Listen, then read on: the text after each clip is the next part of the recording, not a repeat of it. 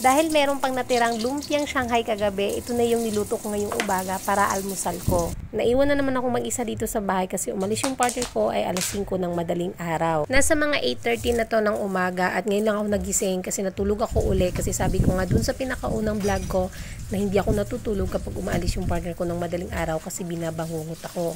Kaya nung maliwanag na doon pa lang ako natulog na sa mga alas 7 na yon, tapos nagising ako ngayon alas 8:30 na. At syempre kapag buntis talaga, ang bilis lang talaga nating magutom. Kaya buti na lang talaga, nagtira talaga ako ng Shanghai kagabi at ipipreto ko lang naman to kasi madali lang naman tulutuin. Uubusin ko na din pala tulutuin kasi 9 pieces lang naman to at wala nang ibang kakain ito kundi ako lang. At habang nagluluto pala ako, ayan, winawalis-walisan ko na to dito sa silong namin.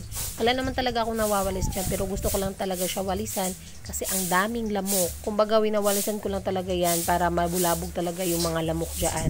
At mga saglit nga lang ito, ayan, makikita mo na malapit ang malutong aking Shanghai. Kailangan ko din kasi talaga tulutuin lahat kasi pinapatay namin yung ref. Sayang kasi sa kuryente kapag ito lang laman ng ref namin tapos wala ng ibang ulam. Hindi rin talaga din ako nag-i-stock ngayon ng ulam sa ref kasi malapit lang kami sa palengke at nakakapili talaga ako kung anong magandang ulamin. Binuksan ko din pala itong pintuan namin kasi nakalimutan ko na magbukas. Akala ko nakabukas na kasi bukas na yung kurtina.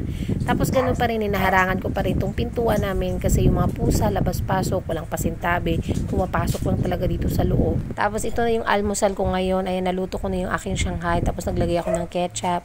Tapos kanin ko kunti lang muna pero mamaya dadami din yan. At dahil ready na yung pagkain natin, tara kain tayo.